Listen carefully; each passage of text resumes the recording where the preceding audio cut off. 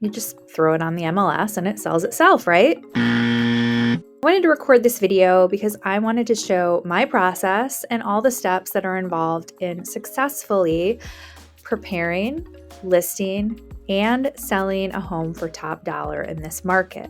My name is Jan Dykers. I'm with Berkshire Hathaway Home Services, the Loft Warehouse, and I'm a 20-year veteran in real estate sales in the city of Detroit and Metro Detroit. I met these sellers. They were referred to me through another client that I had helped buy a house a few months earlier. They were friends. So when they were ready to sell, they reached out to me, and now I'm going to go through the process that we took to get there. The first step is always a seller consultation, and that can be done in person or by video chat. Ideally in person, so we can walk through the home at that time too, but it can be a two-step process. During that consultation, I want to understand why they're selling. I want to know about their timeline to sell. I want to understand their past experience with selling a home if they have done so before. And if not, I want to know their general experience with real estate sales, even if it's just their experience of buying that home that they now are trying to sell. I want to understand what they love about their home and also what it was like working with their past real estate agent, what they really liked about their agent and what they wish their agent would have done better. It really helps me prepare for a successful transaction because I can help make sure that I am meeting their expectations for certain things that are really important to them. We also talk about my process,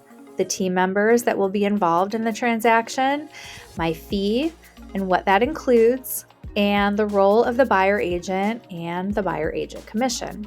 Step 2, we walk through the property, and I give them advice on staging and what items I recommend be prepared before we go to market. I also refer to them my trusted contractors who can help them prepare their home for reasonable pricing. Step 3, I measure the house. I want to verify some information that may not be publicly accurate. Now, this house had a finished attic, meaning the third floor at one time was either unfinished or finished differently than it was before. So that third floor measurement is very possibly inaccurate. And I wanted to make sure they were getting full credit because square footage definitely affects the value of a home. So I measured the property to make sure that we were comparing it to other properties on the market and other properties that had sold. We had an accurate count of how big their house was. Step 4, I pulled out my laptop and we went through the most similar homes that had sold in the past year. And we compared them to their home so we could get a general idea of the differences and similarities to the houses that had sold and at what price, so we could start putting together a pricing strategy of what their house could possibly sell for. We also looked at the active properties on the market that are similar to theirs, so we could have a good idea of what their competition would be, because we definitely wanted to position their house accurately compared to the other properties on the market. We definitely did not want to price the property higher than a nicer property. 5, I provided them with a proceeds worksheet showing the cost to sell at different pricing strategies. This will also be helpful to them to determining what their bottom line is. So when we are in a negotiation with an offer, they know how much they want to walk away with and what would be the lowest that they would be willing to sell a property for.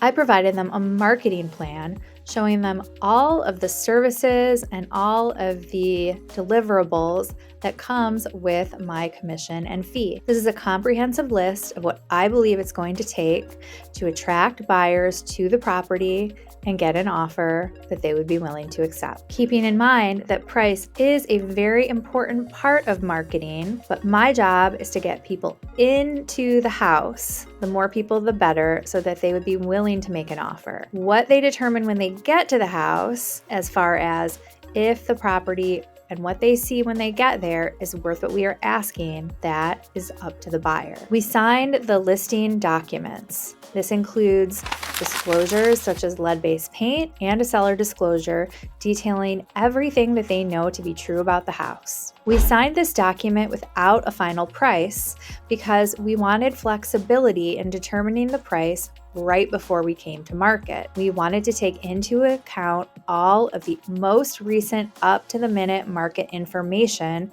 so that we could more accurately finalize pricing strategy. We decided to make the buyer agent commission negotiable instead of offering a specific amount to the buyer agent. And if you want to know more about this, see my video on commissions since the National Association of Realtors lawsuit and settlement. The sellers then called my preferred contractors and started gathering pricing for all of the items that I had suggested that they correct before the sale. Once they got the pricing, we reviewed it together based on their set budget for these repairs, and we determined what would be the most important things to get corrected. We had to reach out to a couple other contractors so that we could get all the things that we felt were really important done, specifically in time for the listing.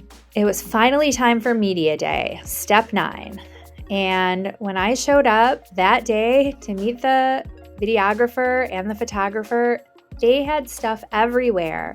They had gotten a late start and they were still putting stuff away, putting stuff in closets. So of course I came and I lent a hand.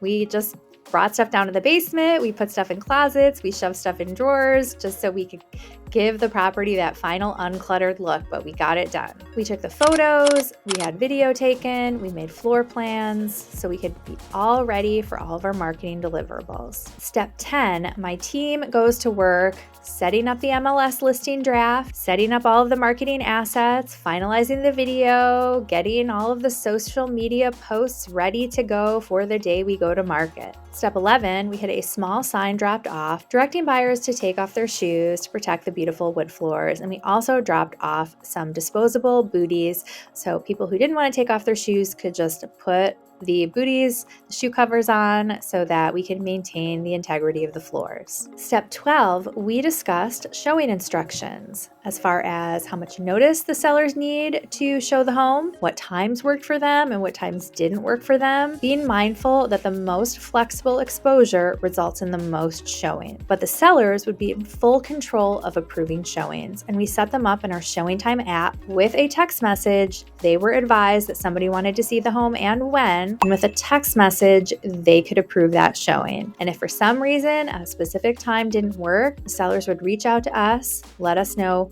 why it didn't work and when the next available time would be so that we could contact the buyer agent and arrange for rescheduling. Step 13, when we were ready to go to market, we finalized the price up to the minute with the most current market information, and we updated the contract accordingly. Step 14, we finalized the MLS listing and went live, which started the process of online marketing.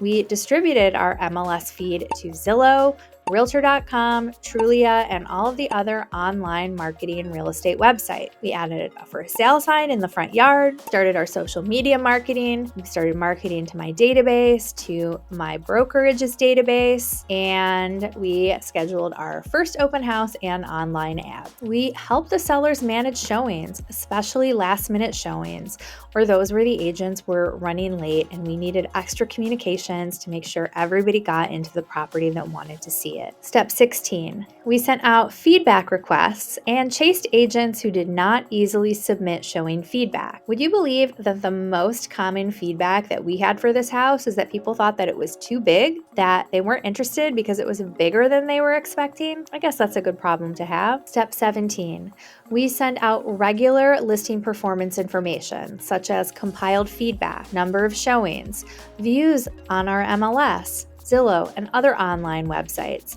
and how our competition was doing as well. What properties that had been on the market have gone pending since then, and what properties that were pending had since closed and at what price. Step 18, an offer came in after 37 days on the market, and the sellers and I discussed it in detail. I sent them a summary of all the major points, and then we discussed how it would work for them, what they would prefer to see, what things that they would want to negotiate, and then the buyer's agent and I got to work in hammering out a deal that everybody would be happy with, and we got it signed. Step 19, we were able to obtain a closing timeline that worked for the sellers, including 30 days of free post-closing occupancy. Step 20, we made sure that the buyers could get into the property for multiple inspections.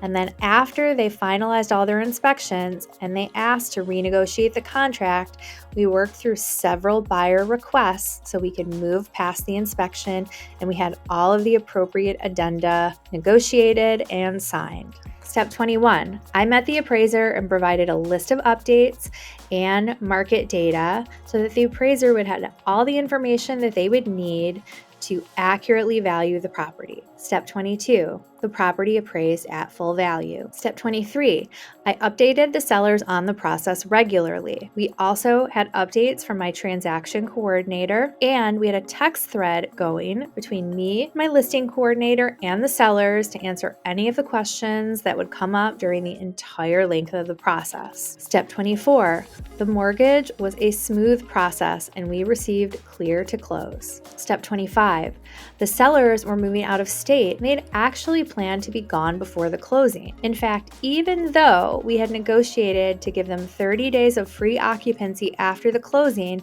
they ultimately didn't need any of it. Step 26, however, they did want to leave a few things behind.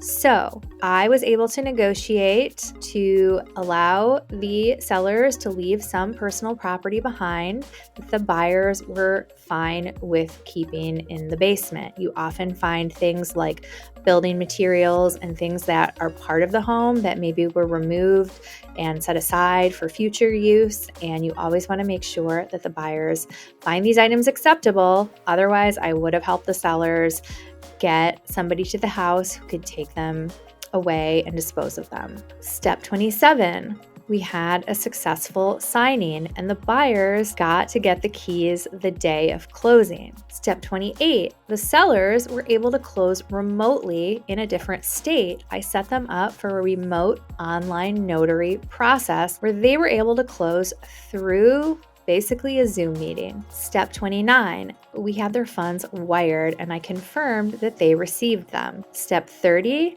my team handled all of the closeout details, such as closing out the final water bill and answering questions regarding any documents that came up after the closing, and making sure the sellers filed their rescind of their principal residence exemption that I had just helped them obtain just a few months prior when we first met. So those are all of the steps that it takes to successfully prepare, list, and sell a property.